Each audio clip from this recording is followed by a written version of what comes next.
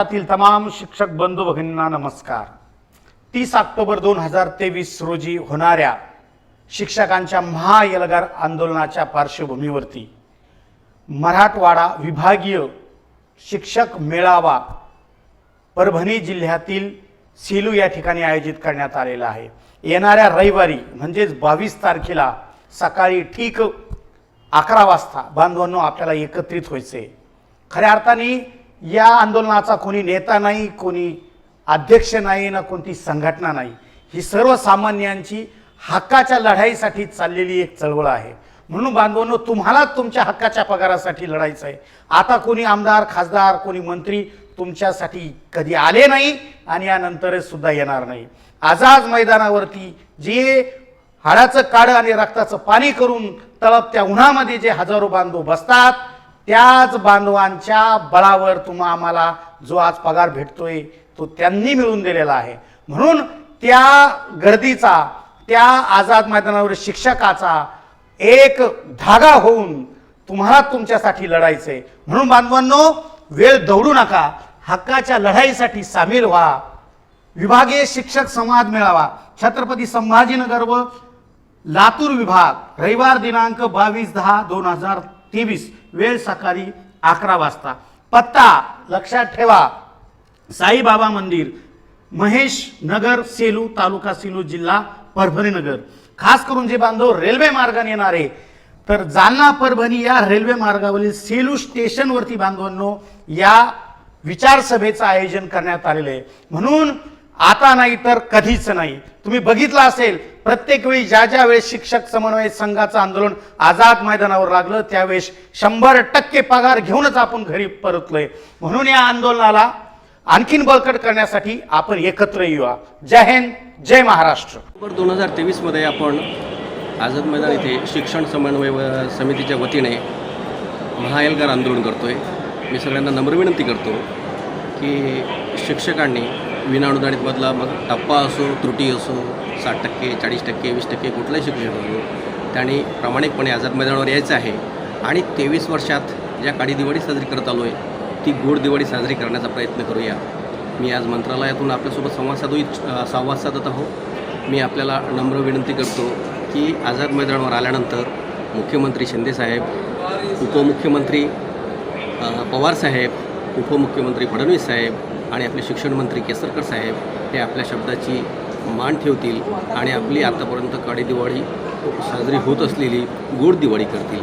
त्यांनी ज्याप्रमाणे आपल्याला शब्द दिला आहे की मी 5500 कोटी रुपये विनाअनुदानित शिक्षकांना देतो आहे त्याप्रमाणे त्यांनी 1600 कोटी रुपये आपल्याला दिलेले आहेत आणि पुनश्च या दिवाळीत प्रचलित करून सर्वांना गोड अशी दिवाळी देतील अशी अपेक्षा करूया।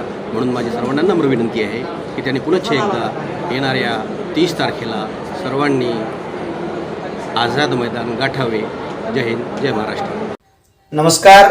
30 ऑक्टोबर 2023 पासून आझाद मैदान मुंबई येथे महाराष्ट्रातील 60,000 अंशतः अनुदानित शिक्षकांचा महाएल्गार मोर्चा होऊ घातला आहे। त्या महाएल्गार मोर्चामध्ये अंशतः अनुदानित शिक्षकांच्या परिवारातील सदस्य देखील सामील होणार आहेत। त्याचं कारण असं आहे की महाराष्ट्राचे लाडके मुख्यमंत्री एकनाथरावजी शिंदे साहेब यांच्याकडून आम्हाला खूप मोठ्या प्रमाणात अपेक्षा आहेत, कारण त्यांना अतिशय संवेदनशील मुख्यमंत्री म्हणून आम्ही या ठिकाणी पाहतो। यापूर्वीचा टप्पा देखील त्यांनी आम्हाला कुठल्याही अटीविना व्यवस्थितपणे दिला होता। आताही ते आम्हाला प्रचलितचा अनुदान टप्पा देतील अशी त्यांच्याकडून आम्हाला अपेक्षा आहे, कारण महाराष्ट्रातील बहुजनांच्या घरामध्ये आशेचा किरण निर्माण करणारे मुख्यमंत्री म्हणून त्यांची जी ओळख निर्माण झालेली आहे ती ओळख ते आताही कायम राखतील आणि आम्हाला आमच्या अपेक्षा भंग न होता आमच्या अपेक्षा पूर्ण करतील अशी या ठिकाणी आम्ही त्यांच्याकडून खूप मोठी अपेक्षा घेऊन या आंदोलनात उतरत आहोत। खरं तर ही दिवाळी आमची काळी दिवाळी न होता ही एकदम चांगली उज्ज्वल आणि सोनेरी दिवाळी व्हावी एवढीच आमची महाराष्ट्राच्या मुख्यमंत्र्यांकडून अपेक्षा आहे। धन्यवाद। महाराष्ट्रातील सर्व विनाअनुदानित अंशतः अनुदानित शिक्षक शिक्षकेतर बंधू भगिनींना माझा नमस्कार। आपण अनेक वर्षापासून विनावेतन अल्पवेतनावर या शाळांमध्ये राबत आहात व आपले संपूर्ण आयुष्य या शाळा व विद्यार्थ्यांसाठी खर्च घातले आहे। राहिलेले आयुष्य व भविष्य आपणास चांगले जावे असे वाटत असेल तर शिक्षक समन्वय संघाच्या 30 ऑक्टोबरपासून आझाद मैदानावरील बेमुदत धरणे आंदोलनात सहभागी व्हा। लक्षात ठेवा, आंदोलनातील आपली उपस्थिती व ताकद आपल्याला 100% अनुदान देऊ शकते। अमरावती विभागातील सर्व विनाअनुदानित शिक्षकांनी आंदोलनात सहभागी व्हा असे मी जाहीर आवाहन करत आहे. धन्यवाद. नमस्कार. महाराष्ट्र राज्यातील सर्व विना तथा अंशदानातील शिक्षक बांधवांना माझी नम्र विनंती आहे. बांधवांनो, हीच आता खरी वेळ आहे आणि आता संधीचं सोनं आपल्याला करायचं आहे. येत्या काळामध्ये निवडणुकीचं वर्ष आहे आणि याच अनुषंगाने 30 ऑक्टोबर 2023 पासून मुंबई या ठिकाणी आझाद मैदानावर पुन्हा एकदा महाएल्गार शिक्षक समन्वय संघाच्या वतीने आयोजित केला आहे. या आंदोलनामध्ये आपण सर्व महाराष्ट्रातील अंशतः अनुदानित वंचित शिक्षकांनी मोठ्या संख्येने उपस्थित राहावं, कारण हा लढा गरजवंत शिक्षकांचा आहे. आपण मोठ्या संख्येने यामध्ये सहभागी व्हाल अशी अपेक्षा करतो आणि मोठ्या संख्येने आपण सहभागी व्हावा ही आपणा सर्वांना विनंती करतो. धन्यवाद. नमस्कार, मी गोपाल चव्हाण. आजच्या व्हिडिओमध्ये आपण विना अनुदानित शाळा महाविद्यालय यांचा लढा आंदोलने याबाबत माहिती घेणार आहोत. तसेच अनुदानासाठी सतत या शिक्षक कर्मचाऱ्यांना का आंदोलने करावे लागत आहे याबद्दल सुद्धा माहिती घेणार आहोत. 23 वर्षापासून यांना 100% का अनुदान मिळालेलं नाही आहे, याची पार्श्वभूमी काय, याचा इतिहास काय, याचे कारणंसुद्धा आपण जाणून घेणार आहोत. 30 ऑक्टोबर मुंबई या ठिकाणी शिक्षक समन्वय संघ यांचे आझाद मैदान या ठिकाणी आंदोलन होणार आहे. त्याची रूपरेषा आणि 2024च्या लोकसभा निवडणुकीच्या पूर्वी हे आंदोलन सर्वांसाठी किती महत्त्वाचे आहे याची सुद्धा माहिती या व्हिडिओमध्ये आपण घेणार आहोत. हा व्हिडिओ स्वर्गवासी प्रशांत रेड्डी सर, मुख्याध्यापक महामंडळाचे अध्यक्ष, सोबतच 39 विनाअनुदानित शिक्षक बांधव ज्यांनी या जगाचा निरोप घेतला त्यांना सुद्धा श्रद्धांजली म्हणून हा व्हिडिओ आपण समर्पित करणार आहोत. अनुदानित शाळा महाविद्यालय आणि विनाअनुदानित शाळा महाविद्यालय यामध्ये काय फरक असतो हा सुद्धा फरक आपण थोडक्यात जाणून घेऊया. ज्या शाळांना महाविद्यालयांना 100% शिक्षक कर्मचाऱ्यांना पगार असतो, सोबतच मेडिकल आणि इतर भत्ते सुद्धा लागू असतात शासनाचे. आता शाळेतील ग्रंथालय, प्रयोगशाळा, क्रीडा किंवा इमारत दुरुस्ती यासाठी शासन अनुदान देते, त्याला आपण अनुदानित शाळा म्हणतो. याच्या व्यतिरिक्त ज्या शिक्षकांना 100% पगार नसतो, ज्या शाळांना महाविद्यालयांना अनुदान मिळत नाही, त्या शाळा महाविद्यालयांना आपण विनाअनुदानित शाळा किंवा महाविद्यालय असे म्हणतो. अलीकडे शाळांचा नवीनच प्रकार निर्माण झालेला आहे, त्याला अंशतः अनुदानित शाळा असं म्हटलं जाते. ज्या शाळांना 20%, 40%, 60% एवढं अनुदान असते त्या शाळांना अंशतः अनुदानित शाळा असे म्हटल्या जाते. त्या शाळांना सुद्धा शासनाचे कुठल्याही प्रकारचे अनुदान मिळत नाही. विनाअनुदानित शाळा महाविद्यालय यांनी आजपर्यंत या 23 वर्षाच्या कालावधीमध्ये 140च्या जवळपास आंदोलने केलेली आहेत, परंतु आजपर्यंत त्यांना 0%, 20%, 40% आणि 60% या 23 वर्षामध्ये अनुदान मिळालेलं आहे. महाराष्ट्रामध्ये शिक्षण खात्याला एक शिक्षण मंत्री, 14 शिक्षक आमदार असताना सुद्धा शिक्षकांचा प्रश्न सोडवण्यासाठी 23 वर्ष लागावे, त्यांना 100% अनुदान मिळू नये. आता बाकी डिपार्टमेंटचा जर आपण विचार केला तर बाकी डिपार्टमेंटला कोणतेच मंत्री नाही आहे, कोणतेच आमदार नाही आहे, तरी त्यांचे कामे होतात. मग हे शिक्षक आमदार किंवा शिक्षण मंत्री शिक्षणासाठी करतात काय? महाराष्ट्रामध्ये 90च्या दशकामध्ये 94-95 मध्ये जर आपण पाहिलं तर शाळा 4 वर्ष चालल्यानंतर तिला 25% एवढं अनुदान देण्यात येत होतं.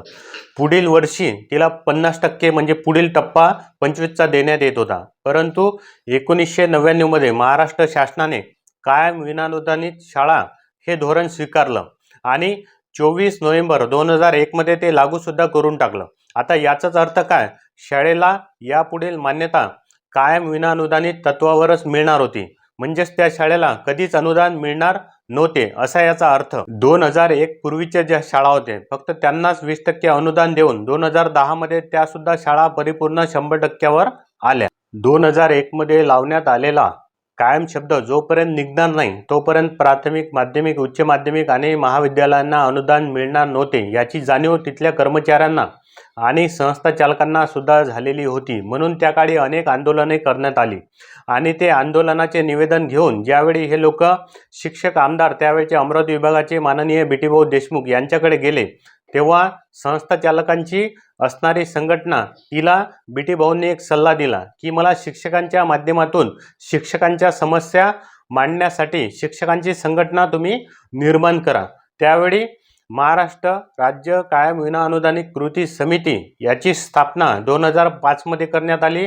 महाराष्ट्र राज्य कायम विनाअनुदानित कृती समिती ही त्यावेळची पहिली विनाअनुदानित शिक्षकांची संघटना होती.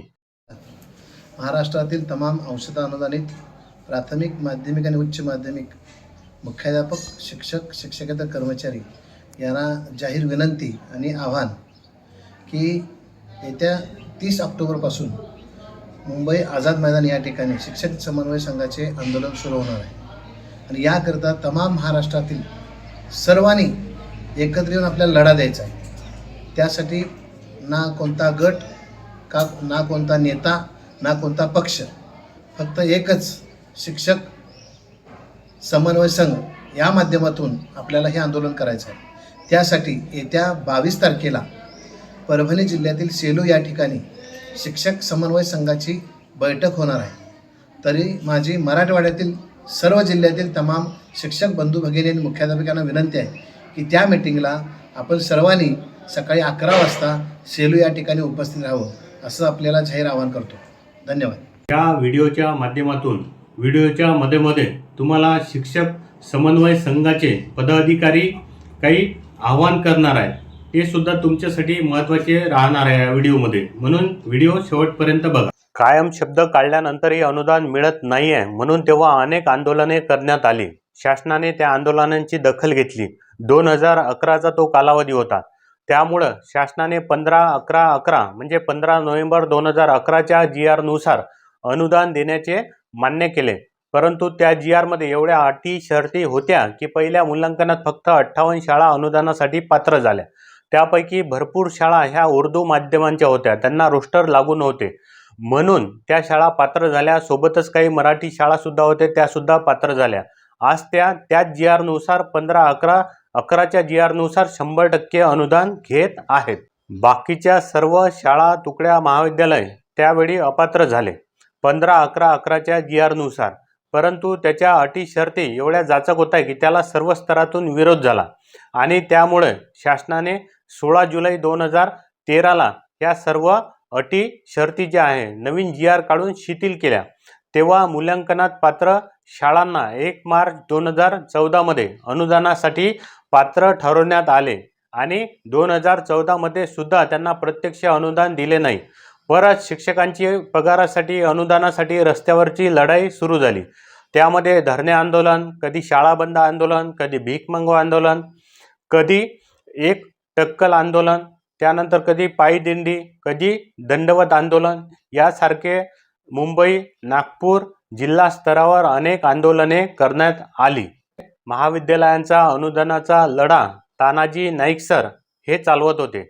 महाविद्यालयांना परत अनुदानाचा आशा पल्लवित करणारे हे संघटन त्यांनी निर्माण केले. हे आंदोलने जिवंत आणि शिक्षकांमध्ये चैतन्य ऊर्जा टिकून ठेवण्याचे काम त्या काळामधील महाराष्ट्र राज्य कायम विनाअनुदानित कृती समितीचे प्रसिद्धी प्रमुख प्रवीण पारसे, अमितभाई प्रसाद, रवींद्र तम्मेवार सोबतच प्रमोद पाटील सर यांनी केले आणि सर्वांसोबत सदैव पाठीशी भक्कम उभे राहणारे रहाटे काका हे प्रत्येक शिक्षकांच्या पाठीशी होतेच. विना अनुदानित शिक्षकांचे आंदोलन सुरू असताना शिक्षक संघटनांनी सुद्धा सहकार्य आणि मदत केली. शिक्षण संघर्ष समिती अमरावती विभागाच्या संगीताताई शिंदे यांनी नेहमीच वेळोवेळी सहकार्य आणि मदत केली. शिक्षक महासंघाचे माननीय शेखरभाऊ भोयर संस्थापक अध्यक्ष महासंघ यांनी सुद्धा नेहमीच सहकार्य आणि मदत केली आणि सर्वच विभागामध्ये कोणत्या ना कोणत्या संघटनेने कोणत्या ना कोणत्या व्यक्तीने या आंदोलनांना सहकार्य आणि मदत केली. त्याचमुळं आंदोलने करण्याचे बळ या विनाअनुदानित शिक्षकांमध्ये नेहमी टिकून राहिले. असे असताना सुद्धा अनेक शिक्षक आणि शिक्षकेतर बांधव या कौटुंबिक आर्थिक अडचणीमुळे आपले जीवन त्यांनी संपवले. आज हा आकडा 39 इथपर्यंत पोहोचला आहे. तर अनेक शिक्षक लोक अनुदान मिळत नाही त्यामुळं शेतावर कामाला जाऊ लागले, कुठं भाजीपाला विकू लागले, उदरनिर्वाहासाठी कुठं रेल्वेमध्ये गाड्यामध्ये वस्तू विकायला लागले. महाराष्ट्रामध्ये विनाअनुदानित शाळा धोरणामुळं अनेक विनाअनुदानित शिक्षकांचे स्वप्न, आकांक्षा, इच्छा ज्या आहे त्या धुळीस मिळाल्या. 4 ऑक्टोबर 2016ला अनुदान मिळालेच पाहिजे असा निर्धार करून राज्यभरातील शिक्षक शिक्षकेतर कर्मचारी जे आहे ते औरंगाबाद या ठिकाणी दाखल झाले. महाराष्ट्र राज्य कायम विनाअनुदानित कृती समिती त्यांनी या आंदोलनाचे आयोजन केले होते. त्या दिवशी मंत्रिमंडळाची बैठक औरंगाबाद या ठिकाणी होती. आता सगळ्या आंदोलनकर्त्याची गर्दी पाहता शासनाने आंदोलनाची दखल घ्यावी लागली, कारण मैदानात अनुदानासाठी एकच आक्रोश चालू होता. पोलिसांवर दगडफेक व शासन मालमत्तेचे नुकसान म्हणून 59 शिक्षक यांना अटक करण्यात आली. त्यामध्ये अनेक पदाधिकारी सुद्धा होते. 12 शिक्षक पदाधिकारी यांना पोलीस कोठडी देण्यात आली, तर 47 जणांना हर्सूल येथील कारागृहामध्ये पाठवण्यात आले. मराठी मीडियाने आंदोलनकर्त्याचे त्यावेळचे सर्व चित्रण, लाठीचार्ज कसा झाला, किती शिक्षक गंभीर झाले, पूर्ण बारकाईने ते आंदोलन चित्रित केलं. परंतु या 23 वर्षात हा प्रश्न का सुटला नाही, याबाबत विनाअनुदानित शाळा महाविद्यालय शिक्षक कर्मचाऱ्यांची कधीच गांभीर्याने त्यांनी दखल घेतली नाही, किंवा हा मुद्दा जनतेसमोर किंवा शासन दरबारी कधीच मांडला नाही. आता महाराष्ट्रभर या शिक्षक आंदोलनाची चर्चा झाली. त्याचाच परिणाम म्हणून शासनाने नंतर अनुदान देण्याचे मान्य केले. 19 सप्टेंबर 2016 मध्ये एक शासन निर्णय निर्गमित झाला. त्यानुसार पात्र सर्व शाळांना 20% एवढं अनुदान देण्याचं शासनाने मान्य केलं. अनुदान दिलं, परंतु याच ठिकाणी या शासन निर्णयामध्ये प्रचलित जे धोरण होतं, अनुदानाचं सूत्र जे होतं, ते सुद्धा बदलवण्यात आलं. आता 19 सप्टेंबर 2016च्या या शासन निर्णयामुळं विनाअनुदानित शाळांना आजपर्यंत 100% अनुदान मिळालेलं नाही आहे. त्याचमुळं विनाअनुदानित शिक्षकांना नेहमी आंदोलने करावे लागत आहे. एप्रिल 2016 मध्ये मान्य झालेलं 20% अनुदान सुद्धा प्रत्यक्षात 2017 मध्ये एका वर्षाने देण्यात आले. 19 सप्टेंबर 2016च्या शासन निर्णयानुसार पात्र शाळांना 20% एवढं अनुदान मिळालं, परंतु या GR-मुळं विनाअनुदानित शिक्षकांचे 1628, 1-2 जुलै, अघोषित शाळा, तुकड्या, महाविद्यालय असे विभागणी विनाअनुदानित शिक्षकांची झाली. याच काळामध्ये अनेक नवीन संघटना सुद्धा उदयास आल्या. याच 4 वर्षाच्या कालावधीमध्ये नवनवीन विनाअनुदानित शिक्षकांच्या संघटना आणि नेतृत्व सुद्धा निर्माण झालं. त्यामध्ये स्वाभिमानी संघटना, KP पाटील सरांची मुक्ता संघटना, शिवराम मस्के सरांची नवयुग क्रांती शिक्षक संघटना, गजानन खैरे सरांची अघोषित शिक्षक महासंघ, शुभांगीताई पाटील मॅडमची. परंतु सध्याच्या स्थितीमध्ये अनुदानाच्या मुद्द्यावर ह्या सर्व संघटना शिक्षक समन्वय संघाच्या निमित्ताने एकत्र एकाच व्यासपीठावर येऊन विनाअनुदानित शिक्षकांसाठी लढा देणार आहेत.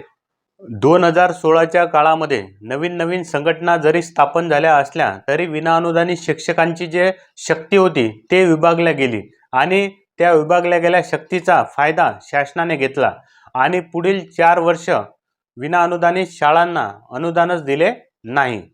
2018-19च्या सालामध्ये शिक्षक समन्वय संघ मैदानामध्ये होती, आणि त्यांनी विनाअनुदानित शिक्षकांमध्ये समन्वय घडवून आणण्याचा पूर्ण प्रयत्न केला, आणि त्यामध्ये ते यशस्वी झाले.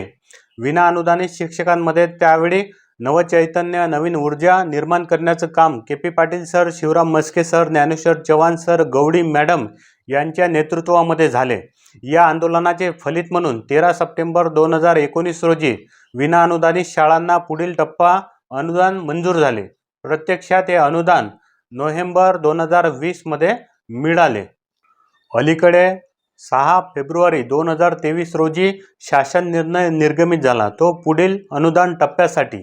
आता निघालेला अनुदानाचा GR जर पाहिला तर त्यामध्ये अनेक जाचक अटी शर्ती लादण्यात आलेला आहे. म्हणजे टप्पा अनुदान देण्याच्या इच्छेपेक्षा शासनाची टप्पा न देण्याची वृत्ती याच्यामधून आपल्याला जास्त दिसून येते.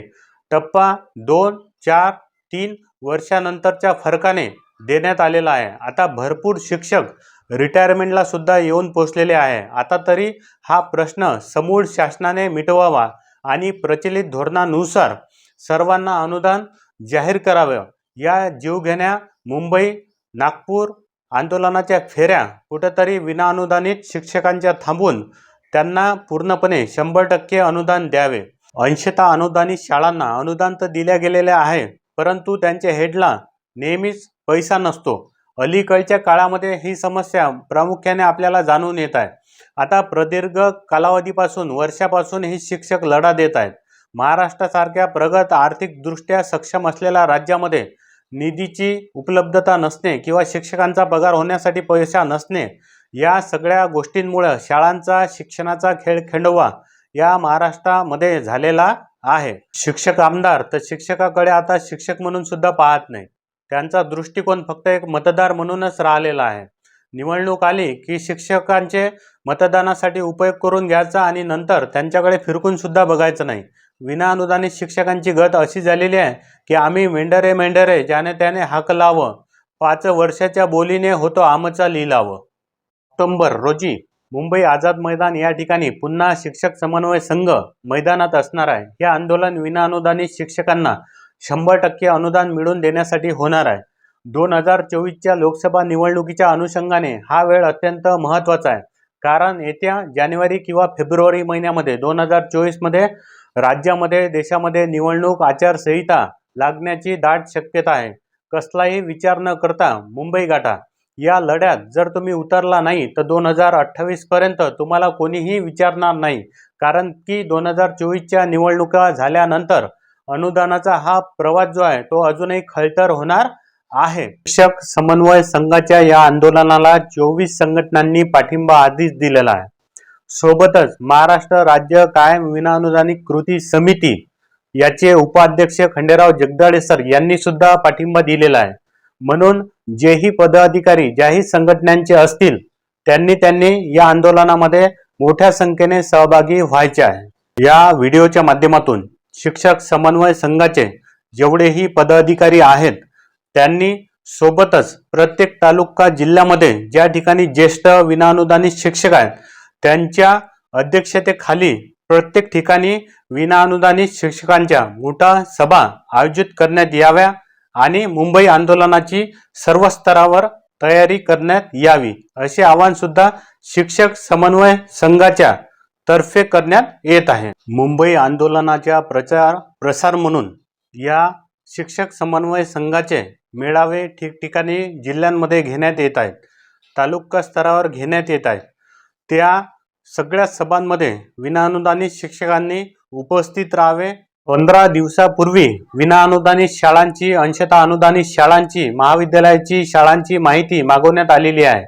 ती माहिती आता कंत्राटी धोरणासाठी आहे की पुढील अनुदानाच्या टप्प्यासाठी आहे हे आता सांगता येणार नाही. परंतु राज्यामध्ये ज्या प्रकारचे निर्णय होत आहेत त्या प्रकारे कोणताही निर्णय तुमच्या माथी मारला जाऊ शकतो. म्हणून मोठ्या संख्येने या आंदोलनामध्ये सहभागी व्हावे. मुंबईमध्ये आज विनाअनुदानित शिक्षकांना अनुदान देण्यासंबंधी कुठल्याही हालचाली नाही आहेत.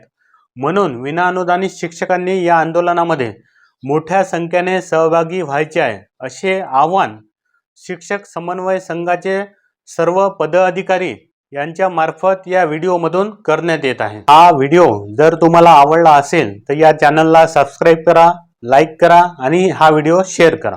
Thank you for watching.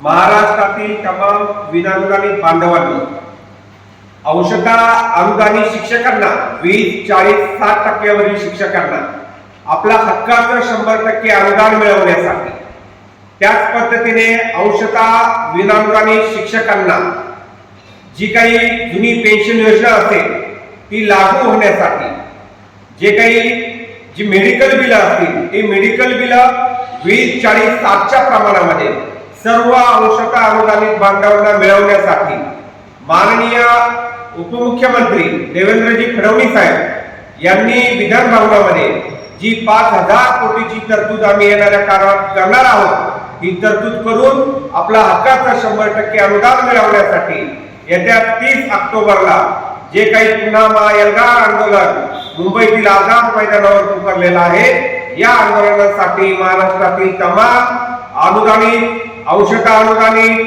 विनाअनुदानित अशा सर्व शिक्षक बांधवांनी उपस्थित राहावं असे मी जाहीर आवाहन करतो आणि थांबतो. धन्यवाद. चलो सेलू. मित्रांनो, शिक्षक समाज संघाने महाएल्गार आंदोलन 30 ऑक्टोबर आझाद मैदान येथे आयोजित केलेले, त्याच्या पार्श्वभूमीवर येत्या 22 तारखेला म्हणजे रविवारी सकाळी 11 वाजता सेलू येथे मराठवाडा विभागीय म्हणजे मराठवाड्यातील सर्व शिक्षक व शिक्षकेतर विनाअनुदानित बंधू यांचा मेळावा ठेवलेला आहे. मित्रांनो, हा मेळावा यासाठी की 30 तारखेची पार्श्वभूमी तयार करण्यासाठी हा मेळावा आहे. तरी माझ्या हिंगोली जिल्ह्यातील सर्व विनामदानी बंधू आणि भगिनींनी सेलू येथे फार मोठ्या संख्येने उपस्थित राहावे मी कृती समितीचा जिल्हा अध्यक्ष म्हणून नम्र विनंती करत आहे. तरी सर्वांनी जास्तीत संख्येने सेलू येथे उपस्थित राहावे ही नम्र विनंती. जय हिंद, जय महाराष्ट्र. नमस्कार. शिक्षण समन्वय संघ महाराष्ट्र राज्य यांच्या माध्यमातून राज्यातील सर्वच विनामदानी शिक्षक संघटना एकत्र येत सोमवार दिनांक 30 ऑक्टोबर 2023 पासून आझाद मैदान मुंबई या ठिकाणी धरणे आणि उपोषण आंदोलन होणार आहे. मी या निमित्ताने राज्यातील सर्व अंशतः तथा विनामदानी प्राथमिक, माध्यमिक आणि उच्च माध्यमिक शिक्षकांना आवाहन करतो, आपल्या हक्काच्या लढाईसाठी या आंदोलनामध्ये सर्वांनी 100% उपस्थिती दर्शवायची. ना कोणत्या नेत्यासाठी, ना कोणत्या संघटनेसाठी, तर फक्त आणि फक्त आपल्या स्वतःच्या हक्काच्या पगारासाठी शिक्षण समन्वय संघ याच्या आंदोलनामध्ये हजारोंच्या संख्येने सहभागी होऊन आपल्या हक्काचे अनुदान आपण सर्वांनी पदरात पाडून घ्यायचं. कामं तर प्रत्येकालाच आहेत. कुठल्याही प्रकारची कारणं न सांगता आपल्याला 15 नोव्हेंबर 2011 व 4 जून 2014च्या शासन निर्णयानुसार प्रचलित अनुदान घ्यायचं असेल तर फक्त आणि फक्त एकच पर्याय, ते म्हणजे आझाद मैदान मुंबई. धन्यवाद.